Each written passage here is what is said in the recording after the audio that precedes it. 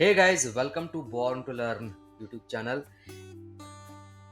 Engineering ಅಲ್ಲಿ ಯಾರೆಲ್ಲ study ಮಾಡ್ತಿದ್ದಾರೆ ನಿಮಗೆ ಒಂದು ಡೌಟ್ ಇದ್ದೇ ಇರುತ್ತೆ. ಅಪ್ಪಿತಪ್ಪಿ ನಿಮ್ದು ಏನಾದರೂ ಬ್ಯಾಕ್ಲಾಗ್ ಆದರೆ ನಿಮಗೆ ಒಂದು ಡೌಟ್ ರೈಸ್ ಆಗುತ್ತೆ. ಏನಂದರೆ ಮುಂದೆ ಈ ಬ್ಯಾಕ್ಲಾಗ್ಸ್ ನಾನೇನು ಬ್ಯಾಕ್ಲಾಗ್ ಇಟ್ಕೊಂಡಿದ್ದೀನಿ, ಒಂದು 3 ಆಗಿರ್ಬೋದು, 2, 5 ಈ ರೀತಿ ಕ್ಲಿಯರ್ ಮಾಡಿಕೊಂಡ್ರು ಕೂಡ ನಿಮಗೆ ಡೌಟ್ ಏನಂದರೆ ಮುಂದೆ ಪ್ಲೇಸ್ಮೆಂಟಲ್ಲಿ ಜಾಬ್ ಅಪಾರ್ಚುನಿಟಿ ಸಿಕ್ಕಾಗ ಇಂಟರ್ವ್ಯೂಗೆ ಹೋದಾಗ ಏನಾದರೂ ಅದ್ರ ಬಗ್ಗೆ ಕ್ವಶನ್ಸ್ ಮಾಡ್ತಾರಾ ಅಥವಾ ಯಾವ ರೀತಿ ಎಫೆಕ್ಟ್ ಆಗುತ್ತೆ, ಬ್ಯಾಕ್ಲಾಗ್ ಇದ್ದರೆ ಜಾಬ್ ಸಿಗತ್ತಾ ಅಂತ ಡೌಟ್ ಇರುತ್ತೆ. ಇದು ಪ್ರತಿಯೊಬ್ಬರಿಗೂ ಈ ಡೌಟ್ ಇದ್ದೇ ಇರುತ್ತೆ. ಜೊತೆಗೆ ನಿಮ್ಮ ಬ್ಯಾಕ್ಲಾಗ್ ಇಂದ ನಿಮ್ಮ CGPA ಹಾಗೂ SGPA ಕೂಡ ಹೊಡೆತ ಬೀಳುತ್ತೆ, ಅದು ಕೂಡ ಡಿಕ್ರೀಸ್ ಆಗುತ್ತೆ. ಮುಂದೆ 8ನೇ ಸೆಮ್ವರೆಗೂ ಕಮ್ಯುಲೇಟಿವ್ ಗ್ರೇಡ್ ಪಾಯಿಂಟ್ ಅಂತ ಏನು ಬರುತ್ತಲ್ವ, ಅದು ಎಷ್ಟು ಬರುತ್ತೆ ಬ್ಯಾಕ್ಲಾಗ್ ಇದ್ದರೆ. ಸೊ ಎಲ್ಲವೂ ಕೂಡ ಈ ವಿಡಿಯೋದಲ್ಲಿ ತಿಳಿಸ್ಕೊಡ್ತೀನಿ. ನಿಮಗೆ ನಂದೇ ಎಕ್ಸಾಂಪಲ್ ತೊಗೊಂಡು ಹೇಳ್ತೀನಿ. ನಂದು ಕೂಡ ಒಂದು 4ರಿಂದ 5 ಬ್ಯಾಕ್ಲಾಗ್ ಇತ್ತು. ನಾನು ಯಾವ ರೀತಿ ಕ್ಲಿಯರ್ ಮಾಡಿಕೊಂಡೆ, ಮುಂದೆ ನನಗೆ ಜಾಬ್ ಸಿಗ್ತಾ ಇಲ್ವಾ, ಸೊ ಏನೆಲ್ಲ ಕಷ್ಟ ಆಯಿತು, ಎಲ್ಲವೂ ಕೂಡ ನಿಮಗೆ ಇನ್ಫಾರ್ಮೇಷನ್ ಈ ವಿಡಿಯೋದಲ್ಲಿ ತಿಳಿಸ್ಕೊಡ್ತೀನಿ. ಐ ಹೋಪ್ ಈ ವಿಡಿಯೋ ನಿಮಗೆ ಇಷ್ಟ ಆಗುತ್ತೆ. ಇಷ್ಟ ಆದರೆ ದಯವಿಟ್ಟು ಲೈಕ್ ಕೊಟ್ಟು ನಮ್ಮ ಚಾನಲ್ಗೆ ಸಬ್ಸ್ಕ್ರೈಬ್ ಆಗಿ ಹಾಗೂ ಪಕ್ಕದಲ್ಲಿರುವ ಬೆಲ್ ಐಕಾನ್ ಕೂಡ ಕ್ಲಿಕ್ ಮಾಡಿ, ನಿಮಗೆ ನೋಟಿಫಿಕೇಶನ್ ಬರುತ್ತೆ. ಮುಂದೆ ಇದೇ ರೀತಿ ಪ್ಲೇಸ್ಮೆಂಟ್ಗೆ ಸಂಬಂಧಪಟ್ಟ ವಿಡಿಯೋಸ್ ಈ ಚಾನಲಲ್ಲಿ ಸಿಗುತ್ತೆ. So VTU backlog, CGPA or SGPA and placement strategy. First one ಏನು ತಿಳ್ಕೊಂಡು ಅಂದರೆ VTU ಬ್ಯಾಕ್ಲಾಗ್ ಬಗ್ಗೆ, ಅಂದರೆ ನಿಮ್ಮ understand the CGPA impact. Backlog ಆದರೆ CGPA ಯಾವ ರೀತಿ ಎಫೆಕ್ಟ್ ಆಗುತ್ತೆ ಅಂದರೆ, ಸೊ ಫಸ್ಟ್ ಒನ್ ಏನಂದರೆ what really happens when you fail. ನೀವು ಒಂದು ಯಾವುದಾದ್ರೂ ಒಂದು ಸಬ್ಜೆಕ್ಟಲ್ಲಿ ಫೇಲ್ ಆದ್ರೆ ಅಂತ ಇಟ್ಕೊಳ್ಳೋಣ. ಆವಾಗ ಆ ಸಬ್ಜೆಕ್ಟ್ಗೆ VTU ಇಂದ ಒಂದು ಗ್ರೇಡ್ ಪಾಯಿಂಟ್ ಕ್ರೆಡಿಟ್ಸ್ ಅಂತ ಇರುತ್ತೆ. ಕ್ರೆಡಿಟ್ ಪಾಯಿಂಟ್ಸ್ ಹಾಗೂ ನೀವೇನು ಅರ್ನ್ ಮಾಡಿರ್ತಿರಲ್ಲ ಆ ಗ್ರೇಡ್ ಪಾಯಿಂಟ್ ಮೇಲೆ ನಿಮ್ಮ ಟೋಟಲ್ ಪಾಯಿಂಟ್ಸ್ ಬಂದು ನಿಮಗೆ ಒಂದು CGPA ಆಗಿರ್ಬೋದು ಅಥವಾ SGPA ಅಥವಾ ಪರ್ಸೆಂಟೇಜ್ ಬರುತ್ತೆ. ಅದೇ ರೀತಿ ನೀವು ಫೇಲ್ ಆದರೆ ಅಲ್ಲಿ ನಿಮಗೆ ಗ್ರೇಡ್ ಪಾಯಿಂಟ್ ಬರೋದೇ ಇಲ್ಲ, 0 ಬರುತ್ತೆ. 0 ಬಂದರೆ ಅಲ್ಲಿ ಗ್ರೇಡ್ ಪಾಯಿಂಟ್ ಮೈನಸ್ ಆಯಿತು. ಆವಾಗ ಆ ಸೆಮ್ದು SGPA ನಿಮಗೆ ಕಡಿಮೆ ಆಗುತ್ತೆ, ಹಾಗೆ ಆಗುತ್ತೆ. ಅದೇ ರೀತಿ ನೀವು ಆ ಸಬ್ಜೆಕ್ಟ್ನ ಏನಾದರೂ ನೆಕ್ಸ್ಟ್ ಅಟೆಂಪ್ಟಲ್ಲಿ ಅಥವಾ ಮತ್ತೆ ಸಪ್ಲಿಮೆಂಟ್ರಿ ಎಕ್ಸಾಮ್ ಬಿಟ್ಟಿರ್ತಾರಲ್ವ, ಇವನ್ ಸೆಮ್ ಅಥವಾ ಆಡ್ ಸೆಮ್ಮಲ್ಲಿ, ಆವಾಗ ನೀವು ಅದನ್ನು ಕ್ಲಿಯರ್ ಮಾಡಿಕೊಂಡ್ರೆ ಆವಾಗ ನೀವು ಓಲ್ಡ್ F ಗ್ರೇಡ್ ಏನಿರುತ್ತೆ ಅದು ರಿಮೂವ್ ಆಗುತ್ತೆ. ಹೊಸ ಮಾರ್ಕ್ಸ್ ಕಾರ್ಡಲ್ಲಿ ರಿಮೂವ್ ಆಗುತ್ತೆ. ಆವಾಗ ನೀವು ಎಷ್ಟು ಮಾರ್ಕ್ಸ್ನ ಪಡೆದುಕೊಂಡಿರ್ತಾರಲ್ವ ಅದರ ಅನುಸಾರ ಅವರು ಗ್ರೇಡ್ ಪಾಯಿಂಟ್ನ ಕೊಡ್ತಾರೆ. ಅದಕ್ಕೆ ಕ್ರೆಡಿಟ್ಸ್ ಆ್ಯಡ್ ಆಗಿ ನಿಮಗೆ ಮತ್ತೆ ನಿಮ್ಮ ಫೇಲ್ ಆಗಿರುತ್ತಲ್ವ ಅದು ಪಾಸ್ ಆಗಿ ಮತ್ತೆ ಬೆಟರ್ ಆಗುತ್ತೆ. CGPA ಹಾಗೂ SGPA ಕೂಡ ಆ ಸೆಮ್ಮಲ್ಲಿ ಬೆಟರ್ ಆಗುತ್ತೆ. ಏನು ಪ್ರಾಬ್ಲಮ್ ಅಂದರೆ ಫೇಲ್ ಆದಾಗ ಏನಾಗುತ್ತೆ ಅಂದರೆ 2 ಟೈಮ್ಸ್ ನಿಮ್ಮ ಆ ಸಬ್ಜೆಕ್ಟ್ದು ಗ್ರೇಡ್ ಪಾಯಿಂಟ್ಸ್ ಹಾಗೂ ಕ್ರೆಡಿಟ್ಸ್ ಕೌಂಟ್ ಆಗುತ್ತೆ. ಬಿಕಾಸ್ ಮೊದಲು ಗ್ರೇಡ್ ಪಾಯಿಂಟ್ ಕೊಟ್ಟಾಗ ಕ್ರೆಡಿಟ್ಸ್ ಏನು ಕೊಟ್ಟಿರ್ತಾರಲ್ವ ಆ ಕ್ರೆಡಿಟ್ಸು ಅಲ್ಲಿ ಇಂಟು ಮಾಡಿದಾಗ 0 ಬಂದಿರುತ್ತೆ ಆ ಸೆಮ್ಮಲ್ಲಿ ನೀವು ಫೇಲ್ ಆದಾಗ. ನೆಕ್ಸ್ಟ್ ಅಟೆಂಪ್ಟಲ್ಲಿ ಮತ್ತೆ ನೀವು ಪಾಸ್ ಆದರೆ ಅವಾಗ ಅದು ಆ ಸಬ್ಜೆಕ್ಟ್ ಏನಾದರೂ ಒಂದು ವೇಳೆ 4 ಕ್ರೆಡಿಟ್ ಪಾಯಿಂಟ್ ಇದ್ದರೆ ಸೆಕೆಂಡ್ ಅಟೆಂಪ್ಟಲ್ಲೂ ನೀವು ಪಾಸ್ ಆಗ್ತಿರಲ್ವ, ಅವಾಗ 4 + 4 ಅವಾಗಲೂ ಕೂಡ 8 ಕ್ಯಾಲ್ಕುಲೇಟ್ ಮಾಡ್ತಾರೆ. 8 ಮಾಡಿದಾಗ ಸ್ವಲ್ಪ ಮತ್ತೆ CGPA ಕಡಿಮೆ ಆಗುತ್ತೆ. ಬಟ್ ನೀವು ಫೇಲ್ ಆದಮೇಲೆ ಮತ್ತೆ ಪಾಸ್ ಆದರೆ ನಿಮ್ಮ CGPA ಸ್ವಲ್ಪ ಇಂಪ್ರೂವ್ ಆಗೇ ಆಗುತ್ತೆ. ಓಕೆ, ಜಾಸ್ತಿ ಏನು ಇಂಪ್ರೂವ್ ಆಗಲ್ಲ, ಅಲ್ಪ ಸ್ವಲ್ಪ ಇನ್ಕ್ರೀಸ್ ಆಗ್ತಾ ಹೋಗುತ್ತೆ. ಸೊ ನೀವು ತಲೆಯಲ್ಲಿ ಇಟ್ಕೊಳ್ಳಿ ಏನಂದರೆ ನೀವು ಫೇಲ್ ಆದರೆ ನಿಮ್ಮ ಲೈಫ್ ಹೋಯ್ತಂತ ಅಲ್ಲ. ಇಂಜಿನಿಯರಿಂಗಲ್ಲಿ ಫೇಲ್ ಆಗೋದು ಕಾಮನ್. ಸೊ ನೀವು ಅದನ್ನು ಯಾವ ರೀತಿ ಓವರ್ಟೇಕ್ ಮಾಡ್ತಾರೆ ಅನ್ನೋದೇ ಇಂಪಾರ್ಟೆಂಟ್ ಆಗುತ್ತೆ. ಯಾವ ರೀತಿ ಅದನ್ನು ಸಬ್ಜೆಕ್ಟ್ನ ಮತ್ತೆ ನೀವು ಸ್ಟಡಿ ಮಾಡಿಕೊಂಡು ಮತ್ತೆ ಕ್ಲಿಯರ್ ಮಾಡಬೇಕಾಗುತ್ತೆ. ನೀವು ಬೇಗ ಕ್ಲಿಯರ್ ಮಾಡಿದರೆ ನಿಮಗೆ ಒಳ್ಳೆಯದು, ಮತ್ತು ನೀವು ಚೆನ್ನಾಗಿ ಸ್ಟ್ರಾಟಜಿ ಮಾಡ್ಕೋಬೋದು ಮುಂದೆ ಯಾವ ರೀತಿ ಪಾಸ್ ಆಗ್ಬೋದು ಏನಂತ. ಇವಾಗ ಮೈ ರಿಯಲ್ ಜರ್ನಿನ ನಿಮಗೆ ಹೇಳ್ತೀನಿ. ನಾನು 2022 ಪಾಸ್ಔಟ್, 2018ರಲ್ಲಿ ಅಡ್ಮಿಷನ್ ಮಾಡಿದ್ದೆ. 4 ವರ್ಷದಲ್ಲಿ ಇಂಜಿನಿಯರಿಂಗ್ ಕಂಪ್ಲೀಟ್ ಮಾಡಿದ್ದೀನಿ. ನಂದು ಕೂಡ 4ರಿಂದ 5 ಬ್ಯಾಕ್ಲಾಗ್ ಇತ್ತು. ಸೊ ನಿಮಗೆ ನನ್ನ ಮಾರ್ಕ್ಸ್ ಕಾರ್ಡ್ ಕೂಡ ಶೋ ಮಾಡ್ತೀನಿ, ಯಾವ ರೀತಿ ನಿಮ್ಮ CGPA ಇಂಪ್ರೂವ್ ಆಗುತ್ತೆ ಅಂತ ಕೂಡ ಅಲ್ಲಿ ತೋರಿಸ್ತೀನಿ. ಸೊ ಮಾರ್ಕ್ಸ್ ಕಾರ್ಡಲ್ಲಿ ನಿಮಗೆ ಗೊತ್ತಾಗ್ಬಿಡುತ್ತೆ. ಓಕೆ, ಪ್ರೈವಸಿ ಆ್ಯಂಡ್ ಸೇಫ್ಟಿ ಸಲುವಾಗಿ ನನ್ನ ನೇಮ್ ಹಾಗೂ USN ಡೀಟೇಲ್ಸ್, ಕಾಲೇಜ್ ಡೀಟೇಲ್ಸ್ನ ಹೈಡ್ ಮಾಡಿದ್ದೀನಿ. ಓಕೆ, ಇವಾಗ ಇದು first semester result sheet, marks card ಏನು ಬರುತ್ತಲ್ವ ಆ ರಿಸಲ್ಟ್ಸು. ಇದರಲ್ಲಿ ನಂದು ಫಸ್ಟ್ ಸೆಮಿಸ್ಟ್ರಲ್ಲಿ ಯಾವುದೇ ರೀತಿಯ ಬ್ಯಾಕ್ಲಾಗ್ ಇರಲಿಲ್ಲ, ಫೇಲ್ ಆಗಿರಲಿಲ್ಲ, ಎಲ್ಲವೂ ಕೂಡ ಪಾಸ್ ಆಗಿತ್ತು. ಆವಾಗ ಫಸ್ಟ್ ಸೆಮಿಸ್ಟ್ರಲ್ಲಿ ನಿಮಗೆ SGPA ಮಾತ್ರ ಬರುತ್ತೆ, CGPA ಬರಲ್ಲ. CGPA ಅಂದರೆ ನೀವು first semester, second, third, fourth ಎಲ್ಲವೂ ಕಮ್ಯುಲೇಟ್ ಆಗುತ್ತೆ, ಎಲ್ಲವೂ ಆ್ಯಡ್ ಆಗಿ ನಿಮಗೆ CGPA ಬರುತ್ತೆ. SGPA ಅದು ಪ್ರತಿ ಸೆಮ್ದು ಸೆಮಿಸ್ಟರ್ ವೈಸು ನಿಮಗೆ SGPA ಬರುತ್ತೆ. ಸೊ SGPA ಫಸ್ಟ್ ಸೆಮಿಸ್ಟ್ರಲ್ಲಿ ನನಗೆ 6.20 ಬಂದಿತ್ತು. ಅದಾದಮೇಲೆ ಸೆಕೆಂಡ್ ಸೆಮಿಸ್ಟರ್ ನಾನು ಮತ್ತೆ ಬರೆದಾಗ ಸೆಕೆಂಡ್ ಸೆಮಿಸ್ಟ್ರಲ್ಲಿ ಒಂದು ಸಬ್ಜೆಕ್ಟ್ ಫೇಲ್ ಆಯಿತು, ಬ್ಯಾಕ್ಲಾಗ್ ಆಯಿತು. ಇಲ್ಲಿ F ಅಂತ ಬಂದಿದೆ ನೋಡಿ. ಸೊ ಸೆಕೆಂಡ್ ಸೆಮಿಸ್ಟ್ರಲ್ಲಿ F ಅಂತ ಬಂದಾಗ ಅದು ಗ್ರೇಡ್ ಪಾಯಿಂಟ್ ಇಲ್ಲಿ ನಿಮ್ಮದು 0 ಆಗುತ್ತೆ ಹಾಗೂ ಕ್ರೆಡಿಟ್ಸ್ ಅರ್ನ್ ಕೂಡ 0 ಆಗುತ್ತೆ. ಇದರಿಂದ ನಿಮ್ಮ CGPA ಹಾಗೂ SGPAಗೆ ಹೊಡೆತ ಬಿದ್ದು ಅದು ಕಡಿಮೆ ಆಗುತ್ತೆ. ಸೆಕೆಂಡ್ ಸೆಮಿಸ್ಟ್ರಲ್ಲಿ ಒಂದು ಸಬ್ಜೆಕ್ಟ್ ಫೇಲ್ ಆಗಿದ್ದ ಕಾರಣ ಈ ರೀತಿ CGPA SGPA ಕಡಿಮೆ ಆಗಿ ನಂದು CGPA ಹಾಗೂ SGPA ಎಷ್ಟು ಬಂತಂದರೆ SGPA 4.25 ಬಂತು, CGPA 5.65 ಬಂತು. ಸೊ ಇದು ತುಂಬಾ ಕಡಿಮೆ ಆಯಿತು ಬಿಕಾಸ್ ಆಫ್ ಆ ಫೇಲ್ ಸಬ್ಜೆಕ್ಟು ಮತ್ತು ನಂದು ಪರ್ಫಾರ್ಮೆನ್ಸ್ ಅಷ್ಟೊಂದು ಸರಿ ಇರಲಿಲ್ಲ ಆ ಇಯರಲ್ಲಿ. ಸೊ ಅದಕ್ಕೆ ಆ ರೀತಿ CGPA ಬಂದಿರುತ್ತೆ. ಸೊ ನೆಕ್ಸ್ಟ್ ಒನ್, ಸೊ ಇದು ಥರ್ಡ್ ಸೆಮಿಸ್ಟರ್ ಮಾರ್ಕ್ಸ್ ಕಾರ್ಡ್. ಇದರಲ್ಲಿ ಥರ್ಡ್ ಸೆಮಿಸ್ಟ್ರಲ್ಲೂ ಕೂಡ ನಂದು 2 ಸಬ್ಜೆಕ್ಟ್ ಬ್ಯಾಕ್ಲಾಗ್ ಇತ್ತು, ಅದು ಕೂಡ 0 ಗ್ರೇಡ್ ಪಾಯಿಂಟ್ 0 ಇದೆ ಮತ್ತು ಅರ್ನ್ ಕ್ರೆಡಿಟ್ಸ್ ಕೂಡ 0 ಆಯಿತು. ಆದರೆ ನಾನು ಸೆಕೆಂಡ್ ಸೆಮಿಸ್ಟ್ರಲ್ಲಿ ಏನು ಫೇಲ್ ಆಗಿತ್ತಲ್ವ ಅದನ್ನು ಥರ್ಡ್ ಸೆಮಿಸ್ಟ್ರಲ್ಲಿ ಎಕ್ಸಾಮ್ ಬರೆದಾಗ ಪಾಸ್ ಆಯಿತು. ಪಾಸ್ ಆಗಿದ ತಕ್ಷಣ ಇಲ್ಲಿ ಕೆಳಗಡೆ ಆ್ಯಡ್ ಆಗಿದೆ ನೋಡಿ, ಇಲ್ಲಿ ಕೆಳಗಡೆ ಆ್ಯಡ್ ಆಗಿದೆ ಸೆಕೆಂಡ್ ಸೆಮಿಸ್ಟರ್ ಒಂದು ಥರ್ಡ್ ಸೆಮಿಸ್ಟರ್ ಮಾರ್ಕ್ಸ್ ಕಾರ್ಡಲ್ಲಿ ಬರುತ್ತೆ. ಸೊ ಮತ್ತೆ ಇಲ್ಲಿ ನಿಮ್ಮ ಕ್ರೆಡಿಟ್ಸ್ ಅಸೈನ್ಡ್ ಮತ್ತು ಕ್ರೆಡಿಟ್ಸ್ ಅರ್ನು ಬರುತ್ತೆ ಹಾಗೂ ನಿಮಗೆ ಗ್ರೇಡ್ ಪಾಯಿಂಟ್ ಕೂಡ ಇಲ್ಲಿ ಸಿಗುತ್ತೆ. ಇದರಿಂದ ನಿಮ್ಮ CGPA ಹಾಗೂ SGPA ಇಂಪ್ರೂವ್ ಆಗುತ್ತೆ.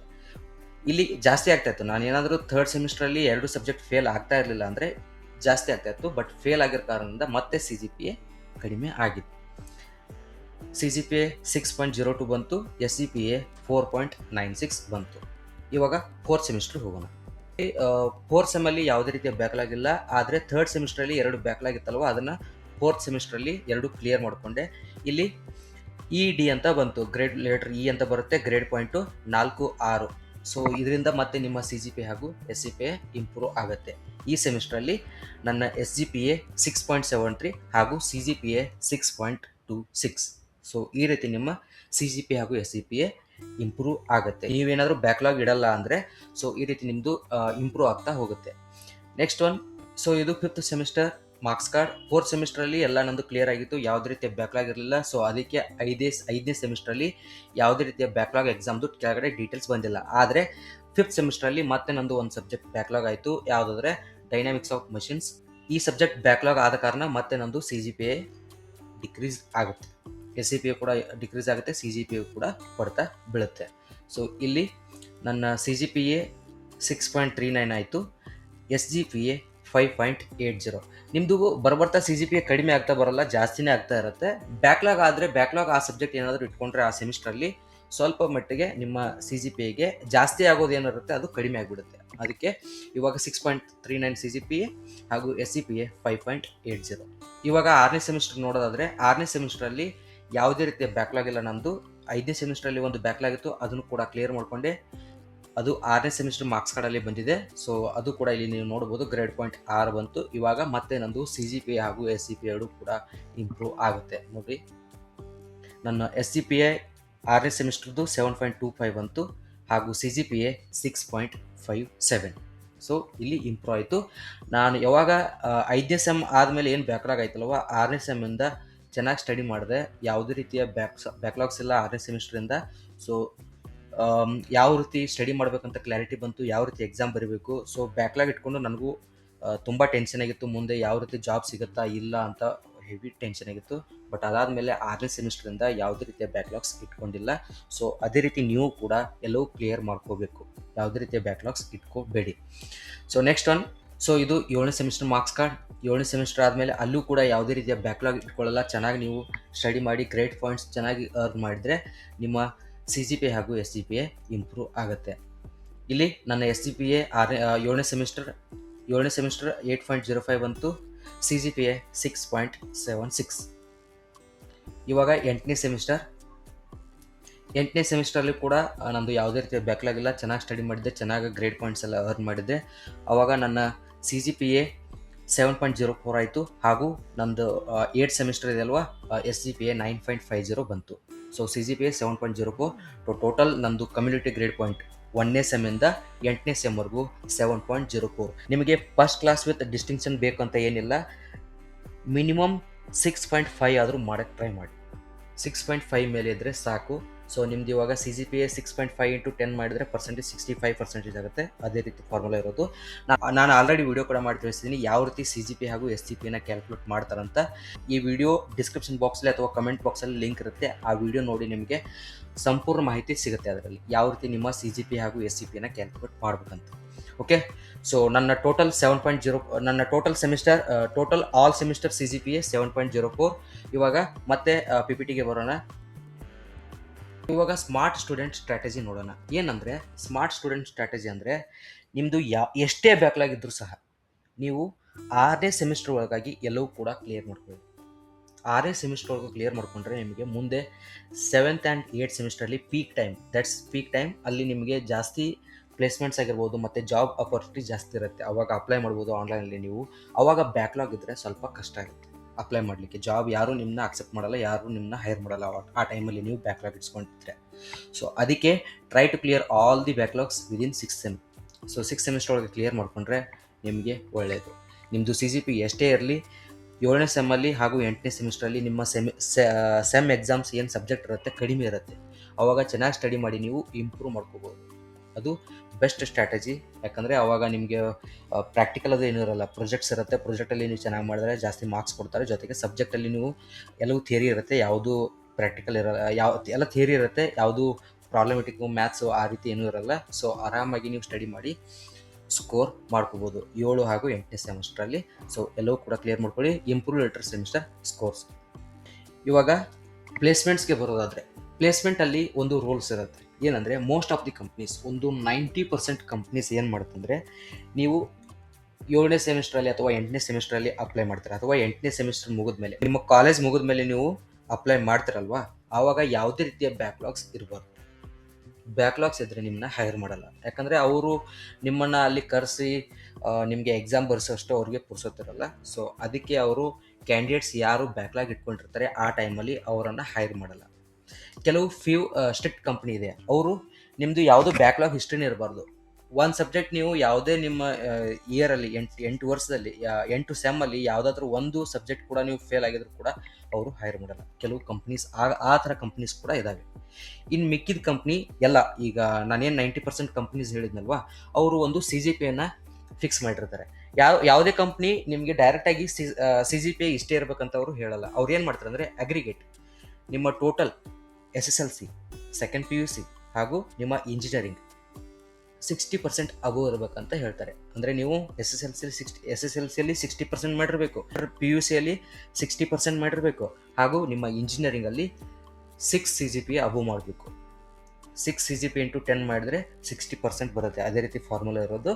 ಸೊ ನೀವು ಅಬೋವ್ 6 ಮಾಡಬೇಕು. 2022 ನಾನು ಆವಾಗ ಏನು ಅಪ್ಲೈ ಮಾಡ್ತಾಯಿದ್ದೆ ಆವಾಗ 6 ಇತ್ತು, ಮಿನಿಮಮ್ 6 ಇತ್ತು. ಸೊ ಇವಾಗ 6.5 to 7 ಇರುತ್ತೆ. So try to make a CGPA above 6 ಮಾಡಿ. 5.5 ಆ ರೀತಿ ಮಾಡಿದರೆ ನೀವು ಏನು ಸ್ಟಡಿ ಮಾಡಿಲ್ಲ ಅಂತಲೇ ಅರ್ಥ. ಸೊ ಎಷ್ಟೇ ಬ್ಯಾಕ್ಲಾಗ್ ಇದ್ರೂ ಕೂಡ CGPA ಇಂಪ್ರೂವ್ ಆಗುತ್ತೆ. ನಾನೇ ಆಲ್ರೆಡಿ ನಿಮಗೆ ನನ್ನ ಮಾರ್ಕ್ಸ್ ಕಾರ್ಡ್ ತೋರಿಸ್ದೆ. ಸೊ ಆ ರೀತಿ ಸ್ಟಡಿ ಮಾಡಿ ಚೆನ್ನಾಗಿ ಇಂಪ್ರೂವ್ ಮಾಡ್ಕೊಳ್ಳಿ. ಮುಂದೆ ಕಂಪ್ನಿಗಳಲ್ಲಿ ಯಾರೂ ನಿಮ್ಮನ್ನು ನಿಮ್ಮದು ಅಷ್ಟು ಬ್ಯಾಕ್ಲಾಗಿತ್ತು ಇಷ್ಟು ಬ್ಯಾಕ್ಲಾಗಿತ್ತು ಆ ರೀತಿ ಕ್ವಶನ್ಸ್ ಕೇಳೋದೇ ಇಲ್ಲ. ನಿಮ್ದೇನು PDC ಬರುತ್ತೆ, ಪ್ರೊವಿಷನಲ್ ಡಿಗ್ರಿ ಸರ್ಟಿಫಿಕೇಟ್ ಅಥವಾ ಡಿಗ್ರಿ ಸರ್ಟಿಫಿಕೇಟ್ ಬರುತ್ತಲ್ವ, ಆ ಸರ್ಟಿಫಿಕೇಟ್ ಮಾತ್ರ ಕೇಳೋದು. ನಿಮ್ಮನ್ನ ಯಾರು ನಿಮ್ದು ಏನು ಸ್ಕಿಲ್ಸ್ ಇರುತ್ತೆ ಅದನ್ನು ಮಾತ್ರ ಕೇಳ್ತಾರೆ. ನಿಮ್ಮ ಮಾರ್ಕ್ಸ್ ಬಗ್ಗೆ ಯಾರು ಕ್ವಶನ್ಸ್ ಮಾಡೋದೇ ಇಲ್ಲ. ಓಕೆ, ನೆನಪಲ್ಲಿ ಇಟ್ಕೊಳ್ಳಿ ಇದನ್ನು. ಇನ್ನೊಂದು main point, skills are greater than much greater than marks. ನಿಮ್ಮ ಮಾರ್ಕ್ಸ್ ಇಂಪಾರ್ಟೆಂಟ್ ಅಲ್ಲ, ನಿಮ್ಮ ಸ್ಕಿಲ್ಸ್ ಇಂಪಾರ್ಟೆಂಟ್. ಇವಾಗ ನೀವು ಪ್ಲೇಸ್ಮೆಂಟ್ಸ್ಗೆ ಹೋದಾಗ ಅವರು ನಿಮ್ಮನ್ನ ಕ್ವಶನ್ಸ್ ಕೇಳೋದು, ನೀವು ಯಾವುದಾದ್ರೂ ಬೆಟರ್ ಇಂಟರ್ನ್ಶಿಪ್ ಮಾಡಿದರೆ. ಯಾಕಂದರೆ ನಿಮಗೆ ಮೊದಲೇ ನೀವು ಫ್ರೆಷರ್ಸ್ ಇರ್ತೀರ, ನಿಮಗೆ ಯಾವುದೂ ಪ್ರಾಕ್ಟಿಕಲ್ ನಾಲೆಜ್ ಇರಲ್ಲ. ಇಂಟರ್ನ್ಶಿಪ್ ಮಾಡಿದರೆ ಆ ಕಂಪ್ನಿಗಳಲ್ಲಿ ನೀವು ಇಂಟರ್ನ್ಶಿಪ್ ಮಾಡಿದಾಗ ಅಲ್ಲಿ ನಿಮಗೆ ಪ್ರಾಕ್ಟಿಕಲ್ ನಾಲೆಜ್ ಹೇಳ್ಕೊಟ್ಟಿರ್ತಾರೆ, ಯಾವ ರೀತಿ ವರ್ಕ್ ಮಾಡಬೇಕು, ಏನು ವರ್ಕಿಂಗ್ ಕಲ್ಚರ್ ಎಲ್ಲವೂ ನಿಮಗೆ ಗೊತ್ತಿರುತ್ತೆ. ಸೊ ಅದಕ್ಕೆ ನೀವು ಬೆಟರ್ ಇಂಟರ್ನ್ಶಿಪ್ ಮಾಡಿದ್ರೆ ಅಲ್ಲಿ ನಿಮಗೆ ಜಾಬ್ ಸಿಗಲಿಕ್ಕೆ ಜಾಸ್ತಿ ಹೈ ಪರ್ಸೆಂಟೇಜ್ ಇರುತ್ತೆ. ಅದೇ ರೀತಿ ವರ್ಕ್ ಆನ್ ಪ್ರೊಜೆಕ್ಟ್ಸ್. ನೀವು ಕಾಲೇಜಲ್ಲಿ ಯಾವ ಪ್ರಾಜೆಕ್ಟ್ ಮೇಲೆ ವರ್ಕ್ ಮಾಡ್ತಿರಲ್ವ ಅದರಲ್ಲಿ ನೀವು 100% ಎಫರ್ಟ್ ಹಾಕಿ ಮಾಡಬೇಕಾಗುತ್ತೆ. ಜೊತೆಗೆ ಅದ್ರ ಬಗ್ಗೆ ಈಚ್ ಆ್ಯಂಡ್ ಎವ್ರಿ ಇನ್ಫಾರ್ಮೇಷನ್ ನಿಮಗೆ ಗೊತ್ತಿರಬೇಕು. ಮೋಸ್ಟ್ ಆಫ್ ದಿ ಇಂಟರ್ವ್ಯೂಸಲ್ಲಿ ನಿಮ್ಮ ಪ್ರಾಜೆಕ್ಟ್ಸ್ ಬಗ್ಗೆ ಕೇಳ್ತಾರೆ. ಅದನ್ನು ಕೇಳಿಲ್ಲ ಅಂದರೆ ಇಂಟರ್ವ್ಯೂನೇ ಆಗಲ್ಲ. ಫಸ್ಟ್ ಕ್ವಶನ್ನೇ ಅದೇ ಬರೋದು. ನಿಮ್ಮದು ಇಂಟ್ರೊಡಕ್ಷನ್ ಆದಮೇಲೆ ನಿಮ್ಮ ಪ್ರಾಜೆಕ್ಟ್ಸೇ ಬರೋದು. ಸೊ ನೀವು ಪ್ರಾಜೆಕ್ಟ್ಸ್ ಬಗ್ಗೆ ಸಂಪೂರ್ಣ ನಾಲೆಜ್ ನಿಮಗೆ ಇರಬೇಕಾಗುತ್ತೆ. ಅದಾದಮೇಲೆ ಲರ್ನ್ ಕೋರ್, ನೀವು ಮೆಕ್ಯಾನಿಕಲ್, ಸಿವಿಲ್ ಯಾವುದಿರುತ್ತೆ ಆ ಬೇಸಿಸ್ ಮೇಲೆ ನಿಮಗೆ ಅಲ್ಲಿ ಸಾಫ್ಟ್ವೇರ್ ಯಾವ ಕಾಲೇಜಲ್ಲಿ ಕಲ್ತಿರ್ತೀರ, ಅಥವಾ ಇವಾಗ AI ಮೇಲೆ ಬರ್ತಾ ಇದೆ, ಬೇಜಾನ್ ಸಾಫ್ಟ್ವೇರ್ ನಿಮಗೆ ಸಿಗುತ್ತೆ. ಲ್ಯಾಪ್ಟಾಪ್ ಇದ್ದರೆ ಮನೇಲೇ ಯೂಟ್ಯೂಬ್ ನೋಡಿಕೊಂಡು ಕಲ್ತ್ಕೊಳ್ಳಿ. ನಿಮ್ಮ ರೆಸ್ಯೂಮ್ ಚೆನ್ನಾಗಿ ಬಿಲ್ಡ್ ಮಾಡಿ. ಜೊತೆಗೆ ನೀವು CS ಮತ್ತು ಮೆಕ್ಯಾನಿಕಲ್ ಅವರು CS ಕೂಡ ಮಾಡ್ಬೋದು, ಏನು ತೊಂದರೆ ಇಲ್ಲ. ಕೋಡಿಂಗ್ ಎಲ್ಲ ಕಲಿಬೋದು, ನೀವು ಕೂಡ ಪಾರ್ಟಿಸಿಪೇಟ್ ಮಾಡ್ಬೋದು ಅಥವಾ ಜಾಬ್ ಕೂಡ ಪಡಿಬೋದು, ಏನು ತೊಂದರೆ ಇಲ್ಲ. ಮೊದಲು ನೀವು ನಿಮ್ಮ ಕೋರಲ್ಲಿ ಸ್ಟ್ರಾಂಗ್ ಆಗಿ ಅದಾದ ಮೇಲೆ ನೀವು ಕೋಡಿಂಗ್ ನೋಡ್ಕೋಬೋದು. CS ಮತ್ತು IS ನೀವು ಕೋಡಿಂಗ್ ನೋಡ್ಕೋಬೇಕಾಗುತ್ತೆ. ಇವಾಗ ಜಾವಾ, ಪೈಥಾನ್ ಹೈ ಡಿಮ್ಯಾಂಡ್ ಯಾವುದಿರುತ್ತೆ ಅದನ್ನು ನೀವು ಕಲಿತು ಎಲ್ಲವೂ ಕೂಡ ಟಾಪಲ್ಲಿ ಇರಬೇಕಾಗುತ್ತೆ. ನೀವು mainly improve your communication skill. Communication ಇಲ್ಲ ಅಂದರೆ ನೀವು ಅಲ್ಲಿ ಇಂಟರ್ವ್ಯೂ ಕ್ವಶನ್ಸ್ ಕೇಳುವಾಗ ನೀವು ತೊದಲ್ತಾ ಇದ್ದರೆ, ಸರಿಯಾಗಿ ಹೇಳ್ತಾ ಇಲ್ಲ ಅಂದರೆ ಅವರು ನಿಮ್ಮನ್ನು ಹೈರ್ ಮಾಡಲ್ಲ. ಅಲ್ಲಿ ಕಮ್ಯುನಿಕೇಷನ್ಸ್ ಮ್ಯಾಟರ್. ಬಿಕಾಸ್ ಎವ್ರಿ ಕಂಪ್ನಿಯಲ್ಲಿ ಅವ್ರ ವರ್ಕಿಂಗ್ ಕಲ್ಚರ್ ಬೇರೆ ಇರುತ್ತೆ. ಅಲ್ಲಿ ನಿಮಗೆ ಪ್ರಾಪರ್ ಇಂಗ್ಲೀಷ್ ಬರಲೇಬೇಕು. Okay, improve your communication. So ಇಂಟರ್ವ್ಯೂವಲ್ಲಿ ನಿಮಗೆ ಯಾವುದೇ ರೀತಿ ನಿಮ್ಮ ಬ್ಯಾಕ್ಲಾಗ್ ಕ್ವಶನ್ಸ್ ಬಗ್ಗೆ ಕೇಳಲ್ಲ. ಒಂದು ವೇಳೆ ಯಾವುದಾದ್ರೂ ಒಬ್ಬ ಇಂಟರ್ವ್ಯೂ ನಿಮಗೆ ಕ್ವಶನ್ಸ್ ಕೇಳಿದರೆ ಸೊ ಯಾವ ರೀತಿ ಆನ್ಸರ್ ಮಾಡಬೇಕಂದ್ರೆ, ಬಿ ಹಾನೆಸ್ಟ್, ಯಾವುದೇ ರೀತಿಯ ಸುಳ್ಳು ಹೇಳಿಬಿಡಿ, ಏನಾಗಿದೆ ಅದನ್ನು ಮಾತ್ರ ಹೇಳಿ. ಎಕ್ಸ್ಪ್ಲೇನ್ ವಾಟ್ ಯು ಲರ್ನ್ಡ್, ಏನು ಕಲ್ತಿದಾರ ಅದನ್ನು ಹೇಳಿ. ಇಂಪ್ರೂವ್ಮೆಂಟ್, ನಂದು RSMವರೆಗೂ ಇಷ್ಟು ಬ್ಯಾಕ್ಲಾಗಿತ್ತು, ಅದಾದಮೇಲೆ ನಾನು ಚೆನ್ನಾಗಿ ಸ್ಟಡಿ ಮಾಡಿದೆ, ಇವಾಗ SCP ಕೂಡ ಇಂಪ್ರೂವ್ ಆಗಿದೆ, CGP ಇಂಪ್ರೂವ್ ಆಗಿದೆ, ಆ ರೀತಿ ಹೇಳ್ಬೋದು. ಮತ್ತು ನಿಮ್ಮ ಏನು ಅದು ವೀಕ್ನೆಸ್ ಇರುತ್ತಲ್ವ ಅದನ್ನೇ ಸ್ಟ್ರೆಂತ್ ಆಗಿ ನೀವು ಕನ್ವರ್ಟ್ ಮಾಡಬೇಕಾಗುತ್ತೆ. ಸೊ ಇಲ್ಲಿ do you have any backlogs ಅಂತ ಕೇಳಿದ್ರೆ ಇಲ್ಲ ಅಂತ ಹೇಳಿ. Currently I don't have any backlogs ಅಂತ ಅವ್ರಿಗೆ ನೀವು ಆನ್ಸರ್ ಮಾಡ್ಬೋದು. ಪ್ರೀವಿಯಸ್ಲಿ ಇದ್ದರೆ yes I had a backlog in my early semester due to poor time management. I cleared it in next attempt and after that I change my study strategy. You can see that improvement in my later semester scores ಅಂದರೆ ನೀವು ಹೇಳ್ಬೋದು. Okay, ಬೇಕಾದರೆ ನೀವು ChatGPTಯಲ್ಲಿ ಇದೇ ರೀತಿ questions ಹಾಕಿದರೆ interview questions ಬರುತ್ತೆ. So ನೀವು ಪ್ರಿಪೇರ್ ಆಗಿ ಚೆನ್ನಾಗಿ ಹೇಳ್ಬೋದು. ಸೊ ಯಾವುದೇ ರೀತಿಯ ಇಂಟರ್ವ್ಯೂ ನಿಮಗೆ ಈ ರೀತಿ ಕ್ವಶನ್ಸ್ ಎಲ್ಲ ಕೇಳಲ್ಲ. ಜಸ್ಟ್ ನಿಮ್ಮದು ಪ್ರೊಜೆಕ್ಟ್ ಬಗ್ಗೆ ಕೇಳ್ತಾರೆ. ನಿಮ್ಮದು ಮೊದಲು ಮೇನ್ ಇಂಟ್ರೊಡಕ್ಷನ್ ಹೇಳಬೇಕು. ಇಂಟ್ರೊಡಕ್ಷನ್ ಆದಮೇಲೆ ಪ್ರೊಜೆಕ್ಟ್ಸ್ ಆದಮೇಲೆ ನೀವು ಯಾವ ರೋಲ್ಗೆ ಅಪ್ಲೈ ಮಾಡಿದಾರಲ್ವ ಆ ರೋಲ್ಗೆ ಸಂಬಂಧಪಟ್ಟ ಟೆಕ್ನಿಕಲ್ ಸ್ಕಿಲ್ಸ್ ಕ್ವಶನ್ಸ್ ನಿಮಗೆ ಕೇಳ್ತಾರೆ. ಅದಕ್ಕಿಂತ ಮುಂಚೆ ಆ್ಯಪ್ಟಿಟ್ಯೂಡ್ ಟೆಸ್ಟ್ ಎಲ್ಲ ಇರುತ್ತೆ. ಸೊ ಅದು ಪ್ರೆಷರ್ಗಂತೂ ಫಿಕ್ಸ್ ಇರುತ್ತೆ, ಅದನ್ನು ನೀವು ಪ್ರಿಪೇರ್ ಆಗಬೇಕಾಗುತ್ತೆ. ಸೊ ಈ ರೀತಿ ಇಂಟರ್ವ್ಯೂಗೆ ಪ್ರಿಪೇರ್ ಆಗಬೇಕು. ಸೊ ಎಲ್ಲವೂ ಕೂಡ ನಿಮ್ಮ ಕೈಯಲ್ಲೇ ಇರೋದು, ಯಾವುದೂ ನಿಮ್ಮ ಕೈ ಬಿಟ್ಟು ಹೋಗಿಲ್ಲ. ಸೊ ನೋಡಿ, ಚೆನ್ನಾಗಿ ಇಂಪ್ರೂವ್ ಮಾಡ್ಕೊಳ್ಳಿ. ನಿಮ್ಮ CGP ಹಾಗೂ SCP ಮ್ಯಾಟ್ರಸ್ ಆಗುತ್ತೆ. ಮತ್ತು ಯಾವುದಕ್ಕೂ ಭಯ ಬೀಳಬೇಡಿ. ಬ್ಯಾಕ್ಲಾಗ್ ಇದ್ರೂ ಆರಾಮ್ ಧೈರ್ಯವಾಗಿ ಓಡಾಡಿ, ಚೆನ್ನಾಗಿ ಸ್ಟಡಿ ಮಾಡಿ, ಮುಂದೆ ಇನ್ಕ್ರೀಸ್ ಮಾಡಿ. CGP ಇನ್ಕ್ರೀಸ್ ಆಯಿತು, 6 ಅಬೋ ಆಯ್ತಂದರೆ ನಿಮ್ಮನ್ನ ತಡೆಯೋರು ಯಾರೂ ಇಲ್ಲ. ಇವಾಗ ನೀವು ನಿಮಗೆ ಗೈಡೆನ್ಸ್ ಯಾರೂ ಕರೆಕ್ಟಾಗಿ ಮಾಡ್ತಾರಲ್ಲ, ಯಾಕಂದರೆ ನಿಮ್ಮ ಸೀನಿಯರ್ಸ್ ಆಗಿರ್ಬೋದು. ಸೀನಿಯರ್ಸ್ ಕೆಲವರು ಹೇಳ್ತಾರೆ ನಿಮಗೆ, ಇನ್ನು ಕೆಲವರು ಏನೂ ಹೇಳಲ್ಲ. ಸೊ ಅದಕ್ಕೆ ಚೆನ್ನಾಗಿ ಸ್ಟಡಿ ಮಾಡಿಕೊಂಡು ನೀವು ನಿಮ್ಮ ಸ್ಕಿಲ್ಸ್ನ ಇಂಪ್ರೂವ್ ಮಾಡಿಕೊಂಡ್ರೆ ಮುಂದೆ ನೀವು ಬೆಟರ್ ಜಾಬ್ನ ಪಡಿಬೋದು. ನಂದು ಬ್ಯಾಕ್ಲಾಗಿತ್ತು, ಅದಾದಮೇಲೆ ನಾನು ಇಂಜಿನಿಯರಿಂಗ್ ಕಂಪ್ಲೀಟ್ ಮಾಡಿದೆ. Q ಸ್ಪೈಡ್ರು, J ಸ್ಪೈಡ್ರ್ ಎಲ್ಲ ಸೇರಿಕೊಂಡೆ, ಕೋಡಿಂಗ್ ಎಲ್ಲ ನೋಡಿದೆ. ಒಂದು 8 ತಿಂಗಳು ನನಗೂ ಕಷ್ಟ ಆಯಿತು ಜಾಬ್ ಸಿಗಲಿಕ್ಕೆ. ಬಟ್ ಅದಾದಮೇಲೆ ಜಾಬ್ ಸಿಕ್ತು. ಇವಾಗ ನನಗೆ ತ್ರೀ ಅಬೋ ಇಯರ್ಸ್ ಎಕ್ಸ್ಪೀರಿಯೆನ್ಸ್ ಇದೆ. ಸೊ ನಾನು ಮೆಕ್ಯಾನಿಕಲ್ ಕೋರ್ ಬ್ಯಾಕ್ಗ್ರೌಂಡಲ್ಲಿ ಕೆಲಸ ಮಾಡ್ತಾ ಇರೋದು. ಹೈ ಪ್ಯಾಕೇಜ್ ಕೂಡ ಇದೆ. ಸೊ ನೋಡಿ, ಬ್ಯಾಕ್ಲಾಗ್ ಇದ್ದರೆ ಯಾವುದೂ ನಿಮಗೆ ಫೇಲ್ಯೂರ್ ಅಲ್ಲ, ಅದೇ ನಿಮಗೆ ಒಂದು ಇಂಪ್ರೂವ್ಮೆಂಟ್ ಕೂಡ ಪಾಠ ಕೊಡುತ್ತೆ. ಪಾಸ್ ಆಗಿರೋಕ್ಕಿಂತ ನೀವು ಚೆನ್ನಾಗಿ ಸ್ಟಡಿ ಮಾಡ್ಬೋದು, ಏನು ತೊಂದರೆ ಇಲ್ಲ. ಅವರು ಕೂಡ ನಿಮ್ಮ ಕಾಲೇಜ್ ಟಾಪರ್ಸ್ ಇರ್ತಾರಲ್ವ, ಅವರು ಕಡಿಮೆ ಸ್ಯಾಲ್ರಿ ಇರುತ್ತೆ, ನಿಮಗೆ ಜಾಸ್ತಿ ಇರುತ್ತೆ. ಆ ರೀತಿ ಸಿಚುವೇಶನ್ಸು ತುಂಬ ಇರುತ್ತೆ. ಸೊ ನೋಡಿ, ಚೆನ್ನಾಗಿ ಸ್ಟಡಿ ಮಾಡ್ಕೊಳ್ಳಿ. ಏನಾದರೂ ಡೌಟ್ಸ್ ಇದ್ದರೆ ಕಮೆಂಟ್ ಮಾಡಿ, ಮತ್ತು ನೆಕ್ಸ್ಟ್ ವಿಡಿಯೋದಲ್ಲಿ ಸಿಗೋಣ. ಓಕೆ ಫ್ರೆಂಡ್ಸ್, ಈ ವಿಡಿಯೋದಲ್ಲಿ ಇಷ್ಟೇ ಇರೋದು. ಐ ಹೋಪ್ ಈ ವಿಡಿಯೋ ನಿಮಗೆ ಇಷ್ಟ ಆಗುತ್ತೆ. ಇಷ್ಟ ಆದರೆ ದಯವಿಟ್ಟು ಲೈಕ್ ಕೊಟ್ಟು